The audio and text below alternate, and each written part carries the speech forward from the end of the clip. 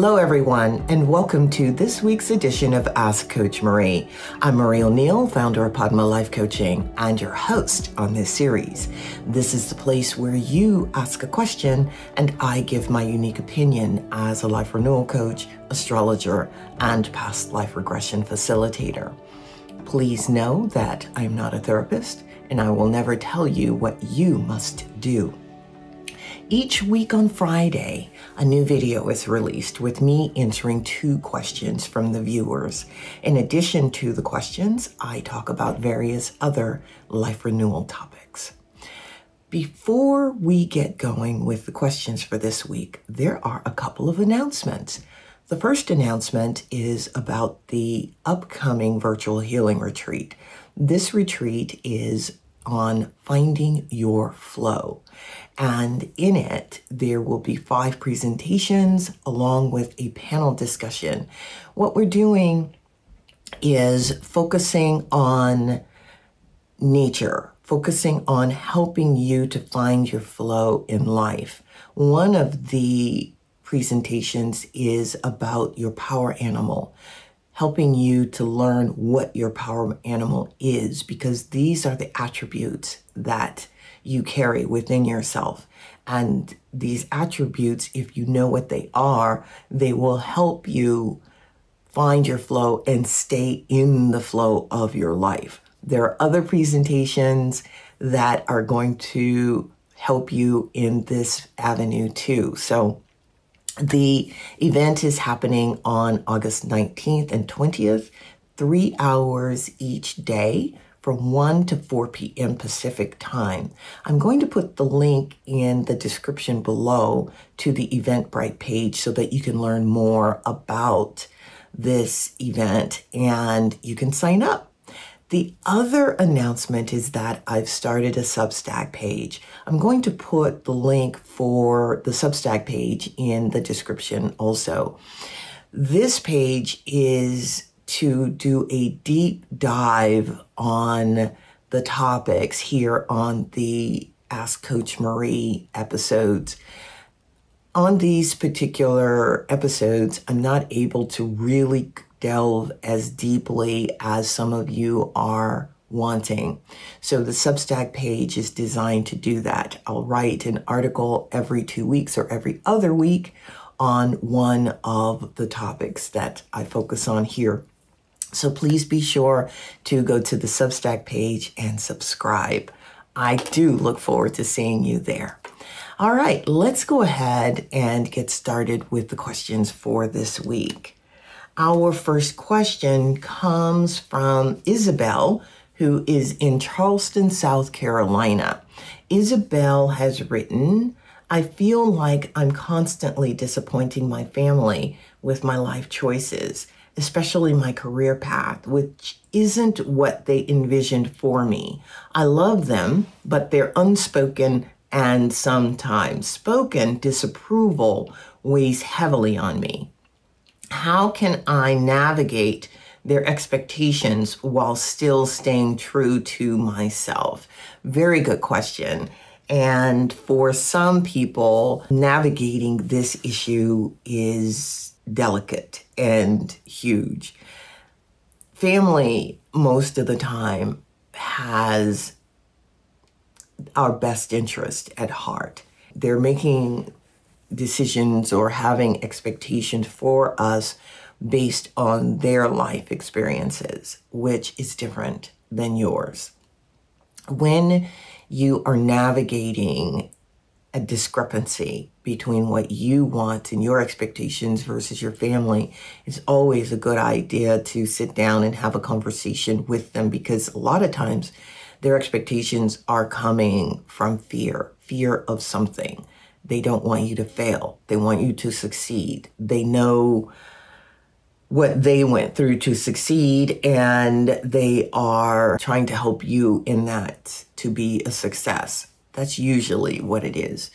Sometimes it's not, however. The point is, you want to have a conversation with them and be honest and open about what you want for yourself. You want to make it clear that, of course, this is your journey. and you need to walk this journey yourself. You want their support. You want to be able to set boundaries with them too, and let them know it's okay for them to give you their opinion and their viewpoint, and you will look at it, you will not dismiss it, but you will make the decision on what is right for you. And this is something that you hope that they support you with, but you're going to go ahead and do what you feel is right for you. Because what you have to do is follow your own internal guidance. Your soul has its own trajectory, which is different from your family's, and that's what you must follow. You'll find that if you don't follow it, you'll end up getting yourself into a whole lot of hot water with yourself, because you won't find joy. You won't be following your inner compass. So I hope that helps you. Please comment below and let me know how everything is turning out. As I said, be sure one of the things you have to do is set a boundary. And it would be good if you can have a conversation with your family and just be open and honest and hear them out. Hear their wishes and dreams and hopes, and make sure that you talk to them about yours, and hopefully that will help. All right, let's talk about the life renewal topic today, which is navigating expectations, yours and theirs, without losing yourself. This is such a huge topic. A lot of times we know what we want to do. And sometimes family, friends, teachers can have different expectations. And you do have to navigate this. You have to know what is right for you. One of the things that we have to do is figure out what is a healthy expectation and what is an unhealthy expectation. You want to focus on the healthy ones. And how do you know what is healthy and what is not healthy?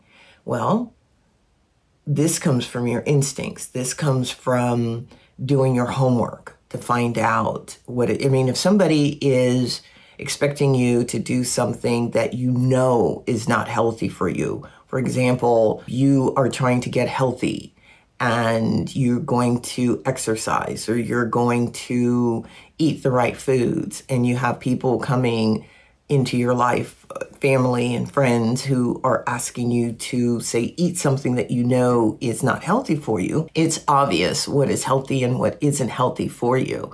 And you need to make a decision. What are you going to do in this case? Now, this is a small example. If you are trying to get healthy, then you do need to eat healthy food and you do need to exercise. And so if somebody is asking you not to do these things, to do something else, then that is an unhealthy expectation that they have for you. That could be about sabotaging. This goes for anything in your life. If you have a goal of a career, a goal of a family, any type of goal that you have for yourself, and it is a worthy goal, it is a healthy goal, then you need to be able to set boundaries with other people. You need to be able to work towards that goal and feel good about yourself. So healthy expectations from others is one thing. If it's not healthy, it's another thing. And you need to learn to differentiate between the two. All right, let's get going with the second question for this week. Our second question comes from Maria, who is in Houston, Texas. And she writes, I set impossibly high standards for myself in all areas, as a parent, at work, with my fitness goals. When I inevitably fall short, I feel like a complete failure and beat myself up for days. How can I learn to set more realistic expectations for myself and practice self-acceptance? This is a really good one. Good question. Thank you, Maria, for sending it.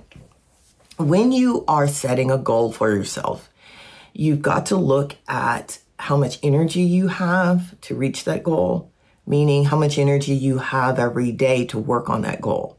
You also have to look at everything else that you have on your plate, the time involved in accomplishing other daily tasks. For example, you have a routine, you might have a family, you might have a job that you're doing.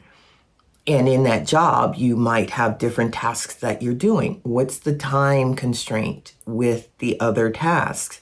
When you're setting another goal, you need to look at all of these different components of your life and then break that larger goal down into small bite-sized goals, basically, so that you can accomplish the goal over time. So you might have a huge goal. For example, it could be getting a degree in a certain subject or a certain area. Well, you're not going to get that degree overnight. It's going to take possibly some years to do it. Break that down.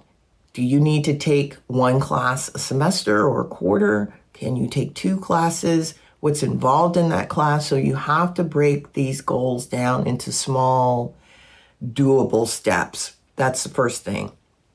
The second thing is, when you talk about goals being unrealistic, is the goal itself unrealistic or how long it's going to take you to reach that goal?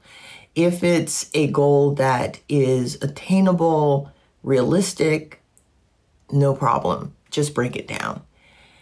When you are thinking about, for example, a goal, say you want to be a bodybuilder. That's a doable goal for some, but not for others. What's your body type like? How well do you build muscle? There is no way I am going to be a bodybuilder. There is no way I'm going to be a long distance runner. I can sprint for short distances, but not long. And that's because of my physique. So looking at your body makeup will tell you whether or not a certain goal is doable or not. If you are someone with a short attention span, what goals can you achieve with having a short attention span? So looking at your temperament and your makeup, that is going to help you with these expectations. So I hope that helps you. Please send me an email or comment below. Let me know how you are getting on. All right. We have come to the end of this episode for this week.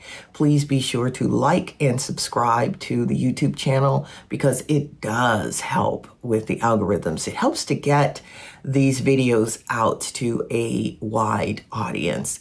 If you have a question for me, send it to me through padmacoach@icloud.com. That's padmacoach@icloud.com. If you'd like to learn more about the services I offer, check out my website, padmalifecoaching.com. On there, I have information on astrology, past life regression, and life coaching. You can sign up for a session or learn how I work with people. If you'd like to learn more about how I became a life coach and how I worked through a lot of the trauma that I encountered in my life, please check out my book, And the Lotus Opened, a memoir. You can find that book anywhere online books are sold. Amazon, Barnes & Noble, 8 Books. These are just 3 of the many online bookstores you can go to find information on the book. Once again, thank you. Thank you all for being here and spending your time with me. I will see you back here next week. Bye-bye.